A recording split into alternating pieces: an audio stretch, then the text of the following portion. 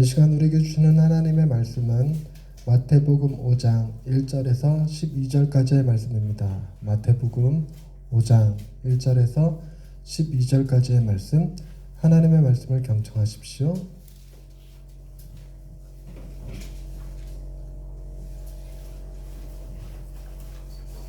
제5장. 예수께서 무리를 보시고 산골라를 앉으시니 제자들이 나오니라.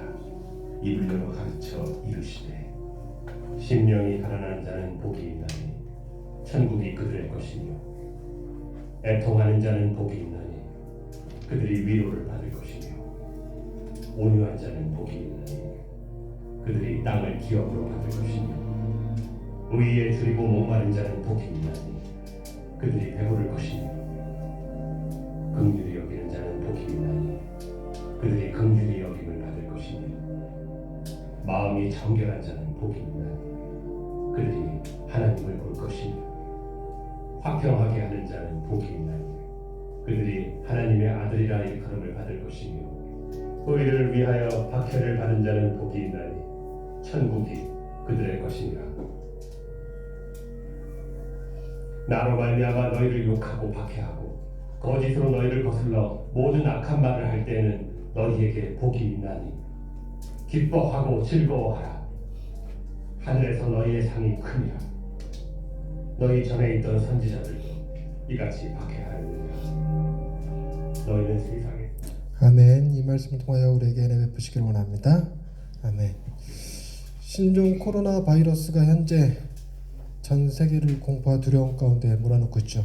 그 진원지가 중국의 우한이라서 인접 국가인 한국과 일본을 비롯한 아시아 국가들이 지금 많은 피해를 보고 있습니다. 현재 한국도 18명 확진자가 나왔다고 하죠.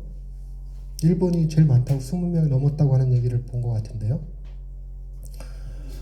이번에 우한에 우리 교민들을 수송하는 작전이 있었죠. 300명이 넘는 우한 교민들을 빼와서 아산과 진천에 이렇게 분산 격리 수용을 했습니다. 그 소식이 전해졌을 때 아산과 진천에서는 난리도 아니었죠. 길을 막고 반대 현수막 걸고 이렇게 그 행정장관을 차관이 갔었죠. 복지부 차관이 가면 그 물병을 던지고 난리도 아니었던 것 같습니다. 걱정을 했습니다. 우리나라가 제2의 중국같이 되어가는 거 아닐까. 집단 이기주의가 너무 심한 것 아닐까.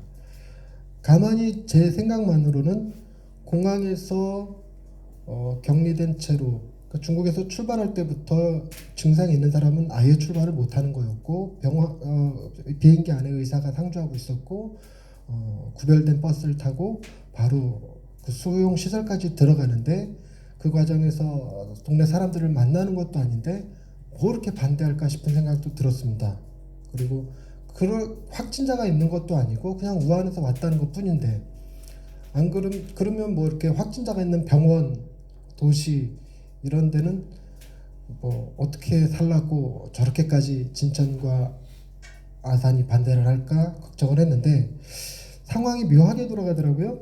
뉴스에서 그렇게 반대한다는 뉴스를 봤는데 인터넷 SNS 상에서는 내가 아산 사람입니다 라는 해시태그와 더불어서 우한에서 오는 교민들을 환영합니다. 저희 동네에서 편히 쉬시고 건강하게 돌아가십시오 라는 손글씨 팻말을 써서 들어서 그것이 공유되기 시작했습니다. 그것 덕분이었을지는 모르겠지만 막상 교민이 한국에 들어왔을 때는 길을 가로막았던 장애물들을 다 치우고 현수막들을 다 제거하고 길거리에 사람들이 나와서 손을 흔들어주고 피켓 들어서 환영한다고 해주고 그렇게 밝은 모습들을, 좋은 모습들을 보여줬습니다. 여러분, 거짓 뉴스 가운데 하나가 화성시에 확진 환자가 있다라는 뉴스가 있었습니다. 혹시 SNS로 받아보신 분 계신가요? 저는 받아봤습니다. A4지에 확진자 현황이라고 쓰인 자료를 사진 찍은 거였는데 거기에 화성시에 확진 환자가 있다고 동탄이랑 병점 쪽에 동탄이랑 병점 맞나요? 그쪽으로 가지 말라고 저희 목회자 단톡방에 어느 목사님이 올리셨습니다. 그러기가 무섭게 다른 목사님이 이거 거짓 뉴스예요. 화성시에서 적극적으로 거짓 뉴스 유포자들을 색출해서 고소고발한답니다 하는 것까지 올라왔습니다. 상황이 어려우면 거짓 뉴스도 판을 치게 되고 이렇게 사람들의 감정이 안 좋은 방향으로 흘러가기도 하죠. 제일 요즘 또 문제가 되는 거는 마스크죠. 여러분 마스크 제 값에 구입을 하시고 계신가요? 마스크 값이 천정부지로 뛰고 있다고 그러죠. 매점 매석한다고도 하고요. 심지어는 40배 가량 뛴 마스크도 있다고 합니다. 마스크를 400개를 주문했는데 딸랑 뭐 열 몇 개밖에 안 왔다라는 글도 봤습니다. 진천과 아산에서는 마스크가 품귀 현상을 일으켰다 그래요. 구할 수가 없다고 합니다. 근데 저희 동네는 어떤가요? 마스크 구하기 어려운가요? 며칠 전에 편의점에 가봤더니 그냥 매대에 쭉 있더라고요. 뭐 가격도 오르지 않은 것 같고. 네. 제 아내가 마스크 공장에 다니고 있죠. 중국의 우한 폐렴이라고 쓰면 안 되냐고 신종 코로나 바이러스가 생기기 전에 다소 불량품들을 불량품 맞아요 그거? 아니죠. 불량 맞아요? 불량품들을 이렇게 잔뜩 가지고 와서 여러분들한테 좀 나눠드리기도 했었습니다. 그때는 별로 가져가시는 분들이 없었는데 오늘 같은 날 갖다 놓으면 여러분 한 주먹씩 가져가지 않을래나 이런 생각도 들기는 합니다만 없어요. 지금 중국에서 마스크 품귀 현상이 나서 불량이어도 상관없으니 끈만 달려 있으면 무조건 보내라 그러고 있다고 그러더라고요. 그래서 24시간 공장을 풀 가동시키고 있다고 합니다. 어려운 일이 닥쳤을 때 자기 이익을 추구하는 사람들, 이참에 한몫 잡겠다라고 생각하고 마스크 전쟁을 벌이고 있는 사람들, 그리고 자기 동네에는 무조건 확진 환자 들어오면 안 된다, 뭐 우한에서 온 사람들 들어오면 안 된다, 중국인들 출입금지 시켜야 된다는 사람들서부터 다양한 사람들의 여러 군상들이 드러납니다. 그 중에서도 뭐 좋은 뉴스들, 마음을 훈훈하게 하는 뉴스들도 보기는 했습니다. 경찰서에 마스크를 400개를 두고 간 청년 이야기에서부터 시작해서 다양한 이야기, 훈훈한 이야기들이 있기도 하더라고요. 진천, 아산과 같이 계속 반대하면 어쩔까 했는데 우한 교민들을 환영한다는 해시태그를 걸어서 이렇게 이런 SNS에 글 올린 사람들을 보면서 이렇게 좋은 사람들도 얼마든지 있다는 생각이 듭니다. 저희들은 어떨까요? 저와 여러분들은 화성시에 진짜로 확진 환자가 생기면 오늘 교회를 나왔을까요? 어저께 목사님들 단톡방에 교회들마다 이 사태를 어떻게 해야 되는지에 대한 논의가 있었습니다. 논의 결과는 뭐였냐면 교회마다 세정제와 마스크를 비치하고 그리고 교회 내에서 식사를 금지하고 그리고 악수를 금지하고 목례로 대신하고 신방을 금지하고 주중 행사를 다 금지하고 아동부서는 예배만 드리고 그 공과 공부 반별 공부는 하지 않는 걸로 이렇게 해서 이렇게 의논들을 하더라고요. 그리고 그 정도로 이렇게 교회 대처 정도가 이제 결정이 된 것 같습니다. 저는 전혀 마음에 와닿지 않았습니다. 왜냐하면 우리 교회는 딱히 그런 걱정 안 해도 될 것 같은, 저랑 악수하기 불편하신 분들은 그냥 안 하셔도 돼요. 이해는 해드리겠습니다. 저희 교회는 세정제도 준비 안 했고요. 마스크 평상시엔 있던 마스크도 오늘은 없어요. 근데 가만히 생각해볼까 그런 생각 듭니다. 교계가 동성애 문제로 한참 시끄러울 때 저는 별로 걱정 안 했습니다. 저희 교회 동성애자가 없어서. 그리고 동성애 신천지가 한참 또 교계를 시끄럽게 할 때도 다른 교회들 다 가보면 교회 문에다 신천지의 출입을 금합니다 라고 하는 스티커가 붙어 있습니다. 저희 교회도 총회에서 보내준 스티커는 있는데 안 붙였습니다. 저는 한 명이라도 더 오길 바라서 신천지라도 환영합니다 이렇게 붙여놓으려다가 안 했습니다. 이 지역이 비도 잘 안 오는 동네라고 그러더라고요. 뭐 어떠한 이유 때문에 비가 안 오는 동네라고 그래서 저희 동네에는 수해를 본 일이 없습니다. 제가 여기서 10년을 넘게 살면서 물난리를 겪어보지를 못했습니다. 우리나라에 지진이 발생했을 때도 이 화성시 지진 날 걱정 별로 안 하고, 여러분 전쟁 난다 그럴 때 제일 안전한 동네로 손꼽힌 게 화성인 거 아십니까? 그 북한에서 뭐 미사일을 뭐 1000발을 쏘든 10,000발을 쏘든 절대 화성에다 안 쏜답니다. 기아 공장이 다치면 안 되기 때문에. 그래서 기아 공장을 끼고 있는 화성은 안전할 거라고 하더라고요. 서울 한복판에 핵폭탄을 터뜨려도 후폭풍이 화성까지 미치지 못한다고 합니다. 여러분 화성에 사는 것이 축복이라는 거를 믿으실 수 있길 바랍니다. 화성에서 사는데 가장 큰 축복은 뭘까요? 예양교회가 있습니다. 아멘도 안 하고. 오늘 본문 말씀은 여러분들이 너무 잘 알고 있는 팔복에 관한 이야기입니다. 팔복에 관한 이야기를 어떻게 볼 것이냐에 따라, 관점에 따라 해석하는 방향이 여러 가지로 나뉩니다. 가장 대표적으로는 여기에 복이라는 글자가 써 있기 때문에 많은 사람들이 복이라는 글자가 써 있을 때 몸에서 일으키는 반응이 뭐냐면 그 복을 내가 어떻게 하면 받을 것인가에 대해 관심을 갖게 됩니다. 그래서 여러분 복이라는 글자가 들어간 가장 대표적인 성경이라고 그러면 시편 1편입니다. 복 있는 사람은 악인의 길을 따르지 아니하고 죄인의 길에 서지 아니하고 오만한 자의 자리에 앉지 아니하고 오직 여호와의 율법을 즐거워하여 그 율법을 주야로 묵상하는 자로다 라고 하는 말씀이 있습니다. 그래서 사람들이 우리가 복을 받으려면 어떻게 해야 되냐면 악한 꾀를 내지 말고 교만하지 말고 오만하게 굴지 말고 주야로 하나님의 말씀을 묵상하면서 그 말씀을 즐거워해야지 내가 복을 받겠구나 라는 생각을 하기가 쉽습니다. 그래서 그런 형태의 메시지가 많이 나옵니다.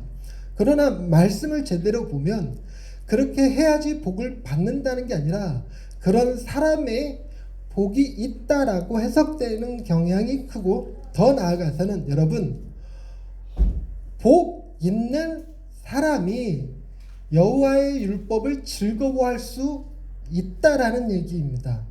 다시 얘기해서 복을 받으려면 여호와의 율법을 즐거워해야 된다가 아니라 여호와의 율법을 즐거워하기 위해서는 먼저 전제 조건으로 복이 있어야 가능하다라는 얘기를 하는 것이지요. 그게 정확한 해석입니다.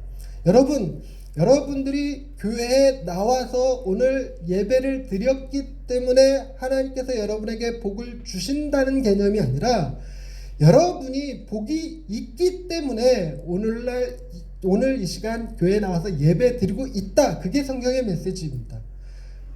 그러니까 정확하게 얘기하자면 하나님이 우리에게 복을 받을 수 있는 비결에 대해서 말씀하신 것이 아니라 이미 우리 안에 복이 있다라는 사실을 강조한 것이죠. 오늘 본문도 그렇습니다. 첫 번째, 팔복의 첫 번째는 이렇게 써 있습니다. 심령이 가난한 자는 복이 있나니 천국이 그들의 것이며 라고 써 있습니다. 마지막 여덟 번째 복은 10절입니다. 의를 위하여 박해를 받은 자는 복이 있나니 천국이 그들의 것입니다 라고 되어 있습니다. 여러분 글을 잘 보시면 A한 자는 복이 있다. 왜냐하면 이럴 것이기 때문이다 라는 것입니다. 즉 다시 얘기하자면 여러분들이 천국을 받아야지만 복을 받는 게 아니라 복이 있어야 천국을 받는다는 것입니다. 근데 그 복 있는 사람의 특징이 뭐냐? 누구에게 복이 있느냐? 그 복 있는 사람들의 특징은 첫 번째 심령이 가난하고, 두 번째 애통하고, 세 번째 온유하고, 네 번째 긍휼히 여기고, 네 번째 의에 줄이고 목마르고, 긍휼히 여기고 마음이 청결하고 화평하게 하고 의를 위하여 박해를 받는 자들입니다. 여러분, 이런 사람들은 대체적으로 돈이 있는 사람들 같습니까? 없는 사람들 같습니까? 돈이 있는 사람들이 심령이 가난할까요? 없는 사람들이 심령이 가난할까요? 돈 있는 사람들이 애통할까요? 돈 없는 사람들이 애통할까요? 예. 여러분, 통치자들이 애통할까요? 피지배자들이 애통할까요? 권위 있는 자들이 애통할까요? 권력 아래 신음하는 사람들이 애통할까요? 여러분, 세상의 가치 기준은 다스리는 자에게 복이 있다고 할까요? 다스림을 받는 자들에게 복이 있다고 할까요? 다스림을 받는 자들은 복이 없다고 생각했습니다. 그들은 하나님의 저주 아래 있다고 생각했습니다. 여러분, 제가 지금 말씀드렸던 심령이 가난한 자, 애통하는 자, 온유한 자들은 누굴 지칭하는 말이었냐면 4장 23절부터 25절에 나오는 사람들이었습니다. 제가 읽어드립니다. 예수께서 온 갈릴리에 두루 다니사 그들의 회당에서 가르치시며 천국 복음을 전파하시며 백성 중에 모든 병과 모든 약한 것을 고치시니 그의 소문이 온 수리아에 퍼진지라 사람들이 모든 앓는 자 곧 각종 병에 걸려서 고통당하는 자 귀신 들린 자 간질하는 자 중풍병자들을 데려오니 그들을 고치시더라. 갈릴리와 데가볼리와 예루살렘과 유대와 요단강 건너편에서 수많은 무리가 따르니라. 예수께서 5장으로 넘어가죠. 예수께서 무리를 보시고, 지금 예수님은 누구에게 이 메시지를 전하고 계시냐면 당대의 주류라고 불려지던 사람들로부터 지탄받는 사람들, 손가락질 당하는 사람들, 그래서 하나님의 저주를 받은 자라고 귀신 들렸고 병 들었고 중풍병 당하고 고통당하는 사람들이었습니다. 다르게 또 찾아보면 이들은 15절 말씀, 16절 말씀에 나오는 사람들입니다. 제가 읽어드립니다. 4장 15절 16절입니다. 스불론 땅과 납달리 땅과 요단강 저편 해변길과 이방의 갈릴리여 흑암에 앉은 백성이 큰 빛을 보았고 사망의 땅과 그늘에 앉은 자들에게 빛이 비추었도다. 이 무리들은 흑암에 앉은 백성이었고 사망의 땅과 그늘에 앉은 자들이었습니다.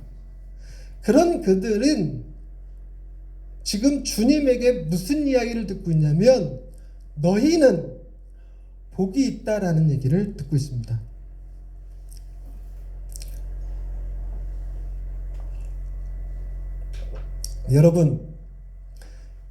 여러분들에게 제가 여러분은 복 있는 분들입니다 라고 말씀을 드리면 동의가 되십니까? 아니면 제 얘기가 우리가 앞으로 복을 받을 거라는 축복의 메시지를 하시는 거구나 라고 생각하십니까? 대부분의 사람들이 당신은 복 있는 분입니다 라고 얘기하면 그래요, 저는 앞으로 복 받을 것이기 때문에 복 있는 사람입니다 라고 생각하는 경향이 큽니다. 여러분 모두 다 죽어서 천국에 가시겠지요. 하나님의 나라의 백성이기 때문에 당연한 결과입니다. 그러나 그것에 갈 것이기 때문에 복이 있는 게 아니라 지금 여러분들에게 복이 있기 때문에 그곳도 갈 수 있는 것입니다. 정확히 여러분은 복 있는 사람이 맞습니다. 제 친구들이 아내한테 그렇게 얘기했던 적이 있습니다.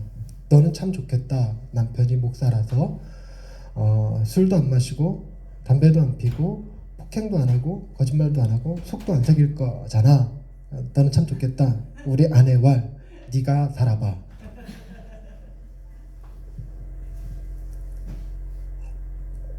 여러분, 우리는 만족할 줄 모르는 사람들입니다. 그래서 건강하면 돈이 부족함에 대한 욕심이 생기고 돈이 넉넉하면 두 집 살림에 대한 욕심이 생기고 두 집 살림을 하면 두 여자가 행복하길 바랍니다.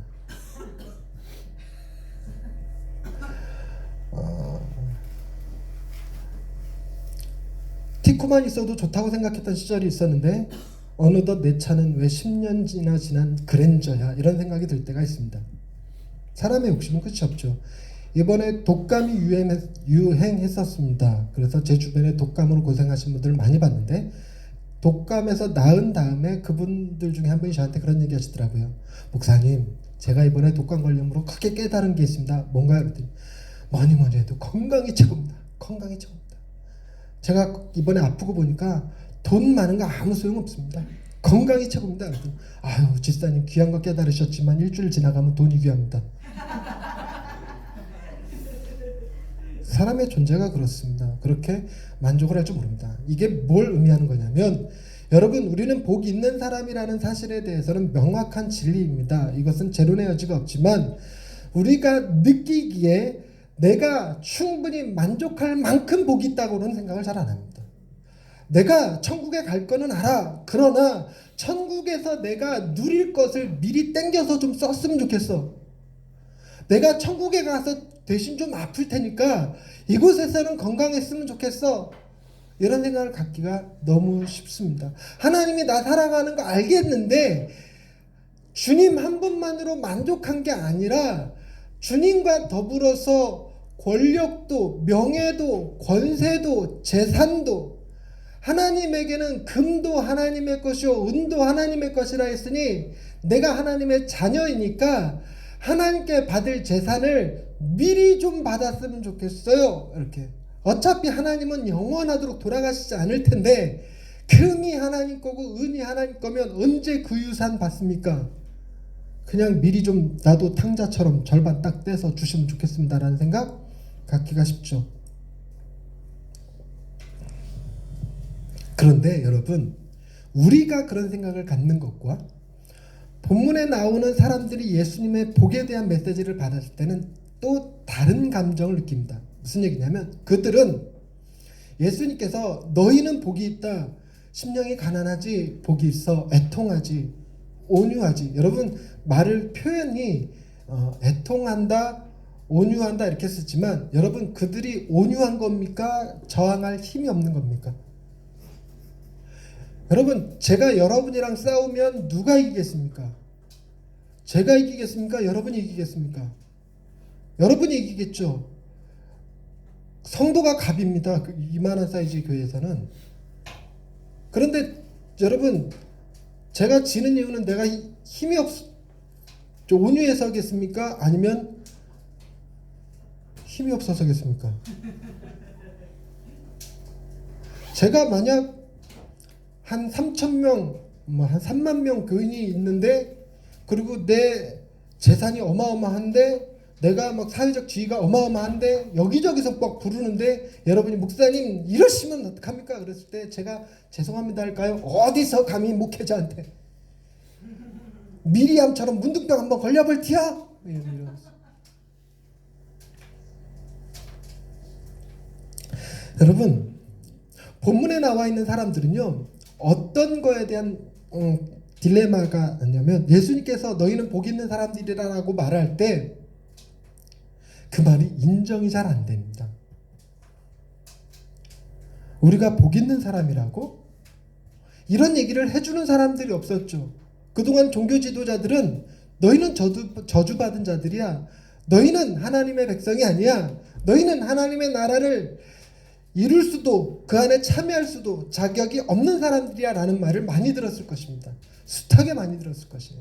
그런데 바로 그들에게 주님은 팔복으로 시작된 산상수훈의 이야기 5장, 6장, 7장의 메시지를 쭉 전해줍니다.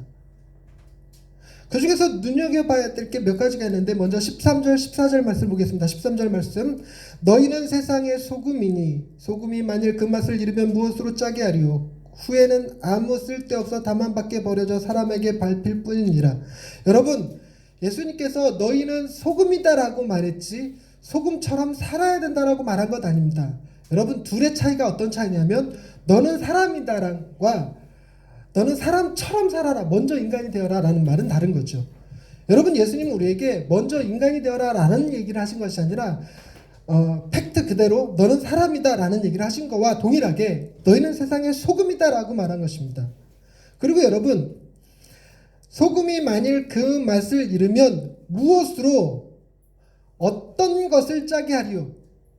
여기에 어떤 것에 뭐가 해당될 것 같습니까? 원문에는 무엇으로 그 소금을 다시 짜게 하리요입니다. 우리는 자꾸만 무엇으로 세상을 짜게 하리요? 무엇으로 음식을 짜게 하리요? 무엇으로 땅을 이롭게 할 것인가? 이런 생각을 많이 하는데 그것이 아니라 예수님의 관심은 바로 이 메시지를 받고 있는 그들에게 관심이 있어서 너희가 세상의 소금인데 스스로 소금이 아니라고 생각한다면 무엇으로 너희를 다시 소금이라고 말해줄 수 있겠느냐라는 의미입니다. 내가 너희에게 복이 있다라고 했는데 너희가 그 말을 믿지 아니하면, 신뢰하지 아니하면 너희가 복 있는 사람이라는 것을 내가 어떻게 다시 얘기하겠느냐 하는 것과 마찬가지입니다. 즉 너희가 복을 얻기 위해 율법을 지금부터 지킬래? 예루살렘에 가서 헌금할래? 그럴 수 있을 것 같아? 아니에요.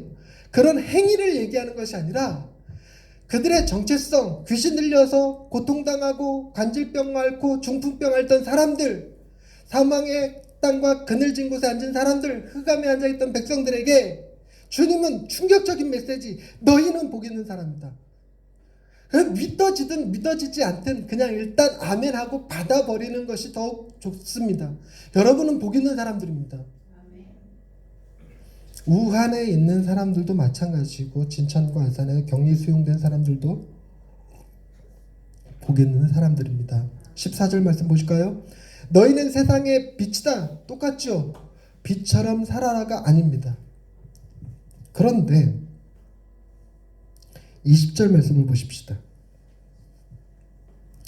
내가 너희에게 이르노니 너희 의가 서기관과 바리새인보다 더 낫지 못하면 결코 천국에 들어가지 못한다.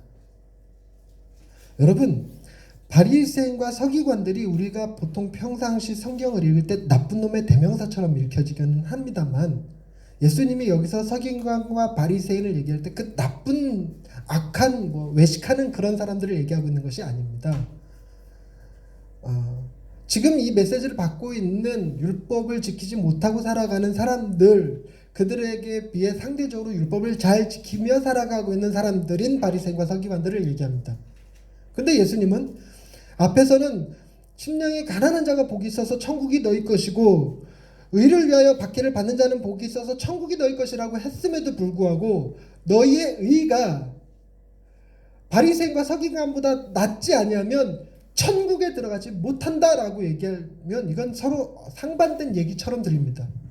그런데 그 다음 메시지를 반드시 봐야 돼요. 그 다음에 이런 얘기가 나옵니다. 21절 옛사람에게 말한 바 살인하지 말라. 누구든지 살인하면 심판을 받게 되리라 하였다는 것을 너희가 들었으나 나는 너희에게 이르노니 형제에게 노하는 자마다 심판을 받게 되고 형제를 대하여 라가라 하는 자는 공회에 잡혀가게 되고 미련한 놈이라 하는 자는 지옥불에 들어가게 되리라.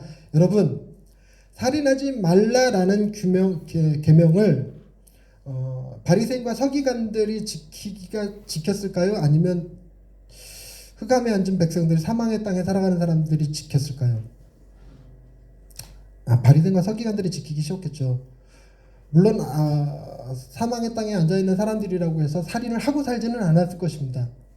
그러나 살인할 수밖에 없는 사람들이 있죠. 징집된 사람들, 군인으로 징집된 사람들. 근데요, 예수님께서 의를 얘기하시면서 너희의 의가 서기관과 바리새인보다 더 나아야 된다라고 얘기를 하셨는데 서기관과 바리새인의 의는 어느 정도냐?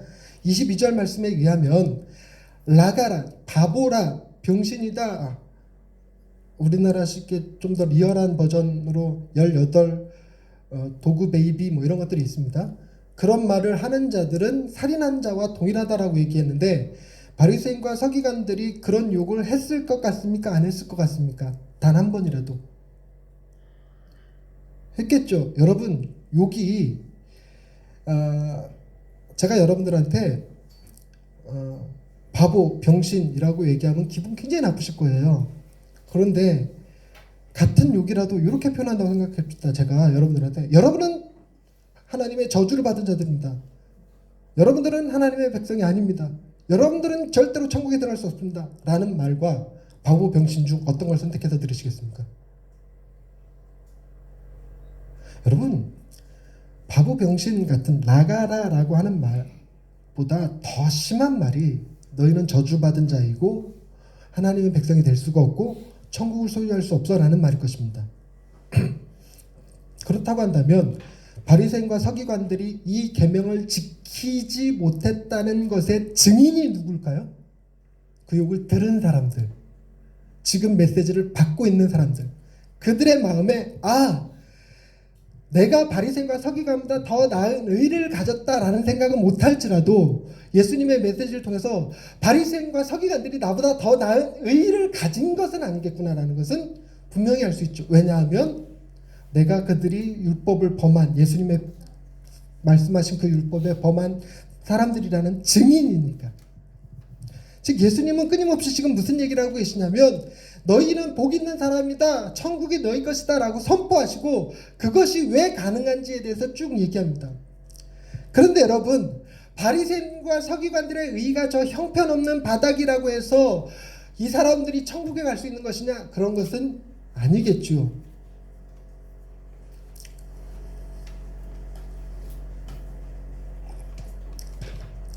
그래서 여러분, 예수님이 지금 이 메시지를 받고 있는 사람들에게 너희는 복이 있다 그러면서 하신 말씀들, 천국이 너희 것이고 위로를 받을 것이고 땅을 기업으로 받을 것이고 배부를 것이고 긍휼히 여김을 받을 것이고 하나님을 볼 것이고 하나님의 아들이라 일컬음을 받을 것이라고 얘기하셨습니다. 잘 생각해 보십시다. 주님이 그들에게 복 있는 사람이라고 딱 확정적으로 선포하시고 그들이 누리게 될 것들을 얘기하시는데 이것들을 너희가 얻게 되리라 하시는 메시지 같습니까? 내가 주리라 하는 메시지 같으십니까? 우리는 주님께서 얘기하신 천국, 위로, 땅, 긍휼히 여김, 하나님의 아들 된 이 모든 것들을 내가 수고하여 노력하여 의를 이룸으로써 얻게 될 것이다 라는 것을 듣는 게 아니라 주님이 그들이 가진 질병을, 귀신을 쫓아내 주시고 그들의 죄를 대신 십자가에 담당하시고 우리에게는 주님이 사셨던 선한 삶의 열매들을 대신 다 받게 하시는 것, 즉 주님이 그들에게 지금 약속하시는 것은 내가 너희를 천국으로 이끌겠고 내가 너희를 긍휼히 여기겠고 내가 너희에게 위로를 베풀겠고 내가 너희에게 땅을 주리라 하시는 말씀을 하시는 것입니다. 우리는 명확하게 뭐도 알고 있죠? 너희가 하나님의 아들이라 일컬음을 받는 것은 나 때문입니까? 주님 때문입니까? 주님이죠. 우리가 화평케 하는 자라서 하나님의 아들이 아니라 우리를 화평케 하는 자라고 선포하시고 하나님의 아들이라 일컬음은 주님을 통해서 주셨습니다. 말씀을 정리하고 맺겠습니다. 주님은 팔복을 통해서 8가지 복을 누릴 수 있는 방법에 대해 얘기하는 것이 아니라 그 복을 이미 우리에게 주셨음을 얘기하고 계십니다. 그래서 우리에게는 복이 있을 것이 아니라 복이 있는 사람들입니다. 그것도 세상 사람들은 그 복의 종류를 상상도 못하고 꿈도 꾸지 못할 복을 우리는 수고하지도 않고 노력하지도 않았는데도 불구하고 이미 받은 사람들입니다. 놀랍게도 여러분들 안에는 온유함이 있고 다른 사람들과 함께 울어줄 수 있는 능력이 있고 여러분들의 마음은 청결하며 긍휼히 여길 줄 알고 여러분들은 의를 위하여 박해를 받을 수 있는 각오가 되어 있는 사람들입니다. 그런 상황에 처해지지 않아서 잘 모르지만 우리가 그 상황 가운데 들어가게 되면 하나님이 우리 안에 있는 그런 능력들이 자연스럽게 나올 수 있도록 도와주실 것입니다. 왜냐하면 예수님이 우리와 함께 하시기 때문이죠. 기도하겠습니다. 주님, 우리는 내게 없는 것이 더 크게 보이는 사람들이라 돈이 없어 가난하고 몸이 여기저기가 아파서 건강하지 못하며 나이가 많아서 활동에 제약을 받고 지혜가 부족하고 권력이 부족하고 권세가 없어서 억눌린 자들이라는 생각을 하기가 쉬운데 만왕의 왕 만주의 주 되시는 예수님께서 우리를 복 있는 사람들로 선포해 주시고 하나님의 자녀로 온유함과 위로와 긍휼히 여김과 땅과 하나님의 자녀됨을 누리게 하셨으니 감사합니다. 우리에게 있는 이 큰 복을 바라봄으로 우리도 감사하며 살아가게 하시고 세상 가운데 당당하며 자신 있게 살아갈 수 있는 예양의 식구들 다 되게 하옵소서. 예수님의 이름으로 기도드립니다. 아멘.